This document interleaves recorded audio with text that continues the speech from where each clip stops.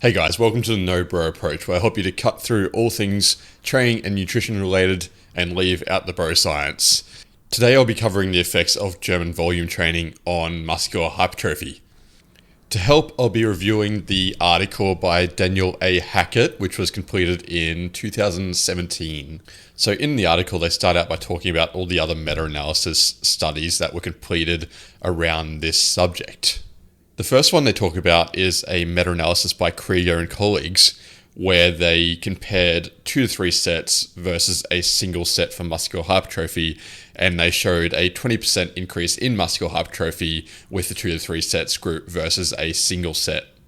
He also noted that there was a bit of a plateau in muscular hypertrophy when you got to about a 4 to 6 set period, so anything over that 6 sets, it was a bit of a law of diminishing returns where there weren't really that much greater increases in muscular hypertrophy when compared to 2 to 3 sets. Conversely though, in another study by Marshall and colleagues, they compared 1, 4, and 8 sets on maximal strength in a squat when performed at 80% of the 1 rep max.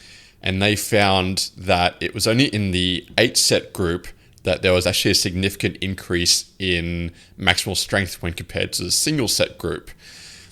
So there's a little bit of a difference there, but one is comparing muscular hypertrophy and the other one is comparing maximal strength. So they're focusing on a different area of study there.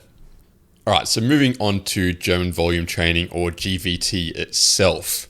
Now, if you didn't already know, German volume training, or GVT, is where you perform 10 sets, 10 repetitions, and it's normally at about 60% of your 1 rep max, and you normally rest about 60 to 90 seconds between each set, allowing for the metabolic stress to build up. With the study by Hackett, they recruited 19 healthy males aged 19 to 24, and they had already completed at least 1 year of training beforehand, and they were training at least 3 times a week beforehand as well. In the study, they were required to train 3 times a week with split body sessions with at least 24 hours between each session. Session 1 was chest and upper back, and in this session, they performed bench press, incline press, lat pull down, and seated row. Session 2 was legs, consisting of leg press, lunges, leg extensions, leg curls, and calf raises. Then finally, session 3 was shoulders and arms, consisting of shoulder press, upright rows, bicep curls, and tricep extensions. They split these groups up into 2, and they were randomized. So 10 completed the German volume training with 10 sets, and 9 completed just 5 sets of these exercises. The 10 or 5 sets though were only performed for the first 2 major compound exercises. So with the first session, it would have been 10 sets for the bench press and 10 sets for the lat pull down. And then for the opposite group that were doing just 5 sets, same thing. So 5 sets for the bench press and 5 sets for the lat pull down. Then for the other assistance exercises afterwards, so the incline press and the seated row, it was only 3 to 4 sets for those ones. On the last set of each of the exercises, the subjects did go to full concentric failure. And each week the training load was increased by 5 to 10% only when the subject was able to perform all of the sets to 10 reps without reaching failure beforehand. Finally, all subjects were asked to increase their intakes by 1,000 to 2,000 kilojoules above their maintenance levels, and these maintenance levels were determined by SenseWear armbands. Now for the good stuff, the results. So total and lean body mass increased by 3.6 and 2.7% respectively for the 5-set group, and 2.1 and 1.9% respectively for the 10-set group. So there, the 5-set group did better than the 10-set group. Changes in lean arm tissue again favored the 5-set group with a 7.8% increase in the 5-set group versus a 3.4% increase in the 10-set group. Bicep thickness is where the 10-set group came out on top, with a 10.7% increase there versus a 5.6% for the 5-set group. But when we go around to the other side of the arm with the tricep, there's a massive difference of 10.3% increase in the 5-set group versus only 0.9% increase in the 10-set group. And through all this, there was no real change between the 2 groups in the legs. As for maximal strength, this is where the 5-set group really dominated the study. So with the bench press, there was a massive 14.9% increase in the 5-set group versus only a 6.7% increase in the 10-set group. As for maximal strength, this is where the 5-set group really dominated the study. So when it came to bench press, there was a 14.9% increase in maximal strength for the 5-set group versus only a 6.2% increase for the 10-set group. And the same followed to the next two exercises as well. For the lat pull down, there was a massive 15.1% increase for the 5-set group versus only a 4.5% increase for the 10-set group. And finally, for the leg press, there was an 8.1% increase for the 5-set group and a 4.7% increase for the 10-set group. Looking back through the study, I think there's a few things that definitely could have been fixed up or switched around a little bit. In particular, the leg workout was very quad dominant. So if you look through it, you start off with the leg press, quad dominant, then you go on to your lunges, again, quad dominant, leg extensions, quad dominant, and then we do one on hamstrings, we just do some leg curls, and then we move on to calf raises after that for calves, obviously. But at the start, when you look at it there, that's a lot when you come to the German volume training. So if they, actually that's another thing they didn't really break down through the study was which exercises in particular were the ones they did 10 sets for. They did with the first workout, so they said at the start there that the bench press and the lat pull down were the ones that they were going to do either the 5 sets or 10 sets for. But with the other workouts, they didn't tell you which ones were going to be 10 sets and which ones are going to be 5 sets and 3 sets, as they explained they were going to break down. So if we do look back on the leg one though, and they said that they were going to do the first 2 compound exercises as the 10 set group, then we're having the leg press and the lunges as the 10 sets, which means that with those 2 and the leg extensions afterwards sitting at 3 to 4 sets, you're having between 23 to 24 sets in just one workout focusing on quads, which is insane.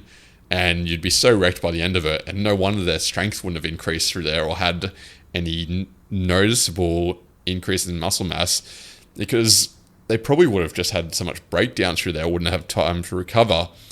In saying that though, there also was a week between each time they trained legs, and it was only over a 6-week period. So, and they had a year of training prior. So I don't know, it is a little bit mixed, but it also just wasn't a great designed workout for the legs. For the study though, it may have been okay over that 6 weeks period. One other thing that I didn't particularly like was the fact that they performed the last set to failure of each exercise, because this isn't actually something that's normal for German volume training. Normally you just do your 10 sets of 10. So I wasn't a big fan of that, but that's not a huge issue really.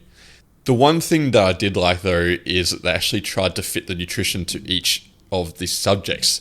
They didn't just give them a standard meal plan for each person.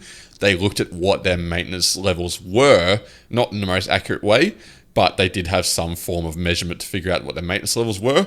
And then they got everyone to increase by 1,000 to 2,000 from there.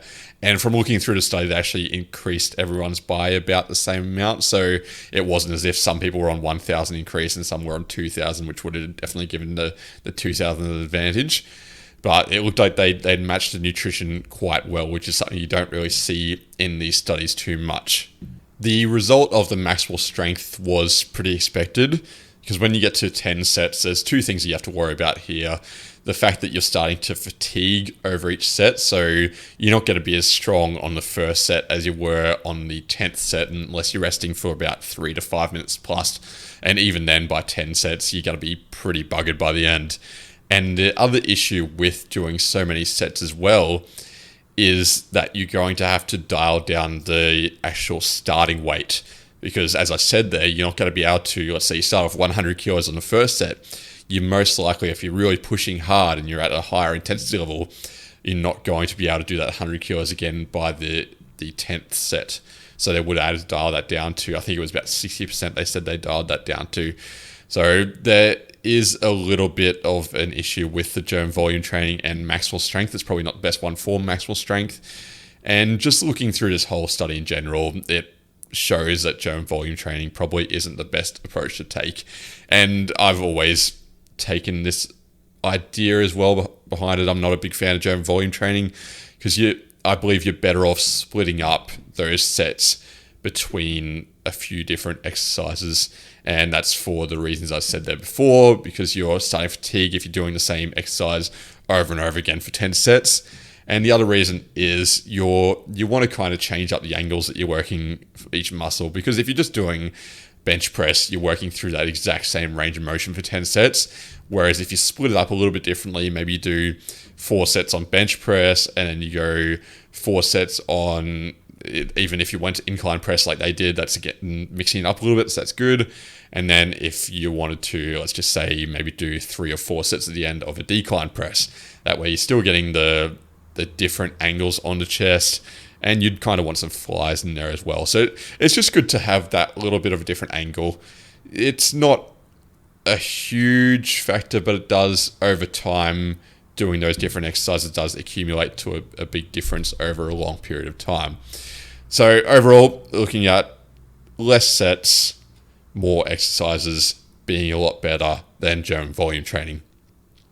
If you got something from this video, please let me know in the comments below. Let me know if you thought it was going to turn out this way, or whether you've done German volume in the past and liked it. Again, as I usually say, everything's in a grey area. Some people will get to like German volume training, and some people have probably got some really good results from it, which is awesome. It's just not something that I would normally recommend over splitting up the workout between more exercises and less sets for each exercise. So if you liked the video, give it a like, give me a subscribe, ask me any questions you want, and I'll be doing more videos very soon.